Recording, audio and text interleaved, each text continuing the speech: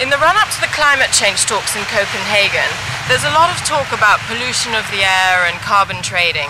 But in fact, what people forget is that the oceans produce 70% of the oxygen that we breathe, and they absorb a huge amount of carbon dioxide.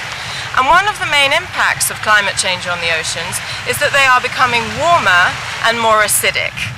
And the reason why I'm standing here today in Sicily, near Mount Etna, is that it's in this volcanic area that scientists are studying to look to the future to see what impact climate change will really have on our oceans.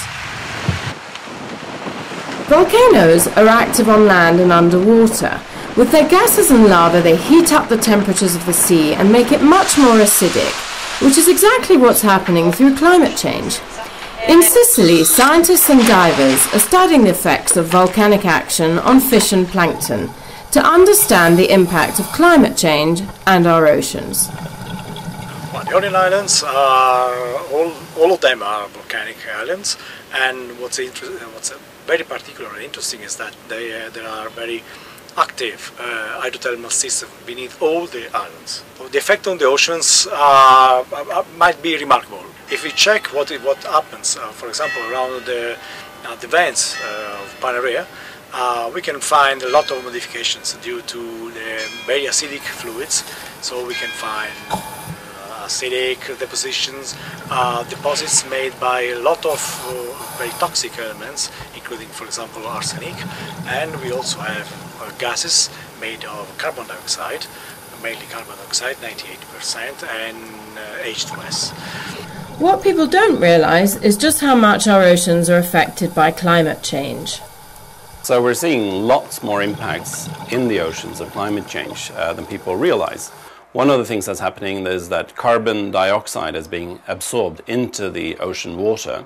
That means it's a bit like fizzy water, so it's becoming more and more acid, and now it's 30% more acid than it used to be before the Industrial Revolution. This has lots of consequences for lots of species. So a number of animals can't really cope with these changes. We're also seeing changes in temperature in the water.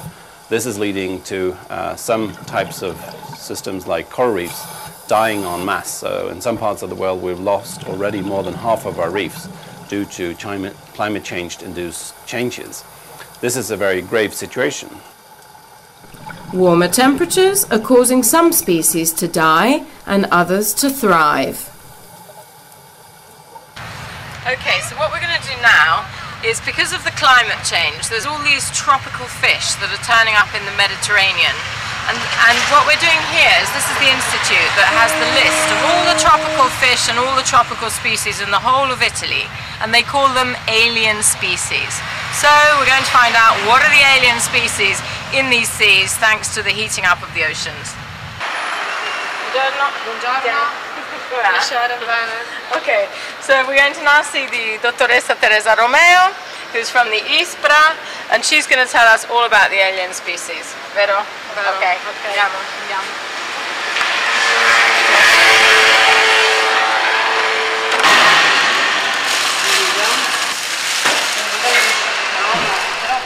Any time that a fisherman finds a strange or alien-looking creature in his net, he can send it to the Institute here in Sicily, where researchers identify the fish, analyse its tissues, record it and preserve it for future research.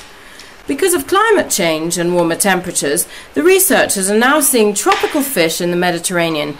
In recent years, they have identified up to 1,000 alien species living in the seas around Italy. They estimate that around 20% of the fish and half of the jellyfish are invasive or alien species from the tropics. To find out what impact these alien species are having on the local fish, I spoke with Finn Larsen from the Global Marine Programme of the IUCN.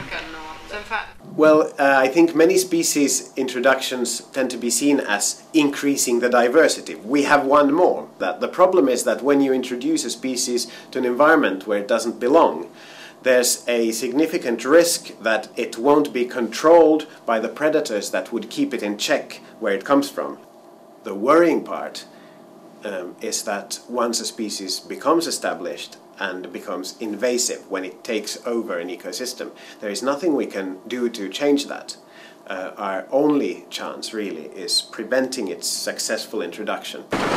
Back on the research boat, the team from the Changing Oceans expedition are worried that time is running out. We've been sailing all around the Med for the last year. We've met a lot of scientists, and actually what is really obvious is that the sea temperature has really raised a lot over the last 10 years. We can see firsthand actually the changes that are appearing in our oceans, and now it's really important that politicians, companies, and actually every individual takes action before it's too late. Going to Copenhagen, I think a lot of people think mainly about the terrestrial ecosystems, but in fact the oceans play an equally large role. We've really forgotten the oceans in the regulation of the climate. In fact, the oceans are covering 71% of the planet. They provide the vast majority of places where things live on this planet, and they have a very central role in regulating how the climate functions. So we have a great opportunity now to manage for resilience of these marine ecosystems, restore some of them so that they can capture carbon and help us come out of the difficult situation in right now to provide a sustainable future for our coming generations. The question on everyone's lips is what action and change will come out of the climate change negotiations in Copenhagen, and what effect will it have on our oceans and planet before it really is too late.